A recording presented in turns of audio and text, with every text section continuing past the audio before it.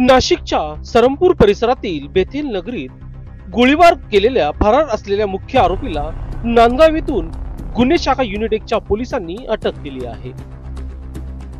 दिनांक 3/11/2025 रोजी रात्री 10 वाजेच्या दरम्यान शरमपूर बेथेल नगर येथील राहुल पवार व त्याच्या साथीदार यांनी बेकायदा जमून हातात पोयते, चॉपर, दगड याच्या साह्याने रिक्षा, मोटरसायकल यांच्या काचा फोडून तसेच घरावर बियरच्या बाटलीच्या काचा फेकून परिसरातील लोकांना दमदाटी करत हवेत गोळीबार केला।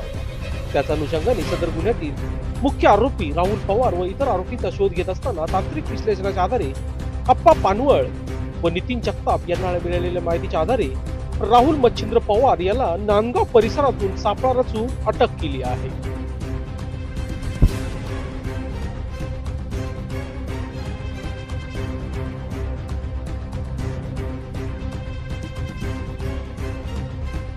लोकशास्त्र न्यूज साठी बंटी आढाव, नाशिक।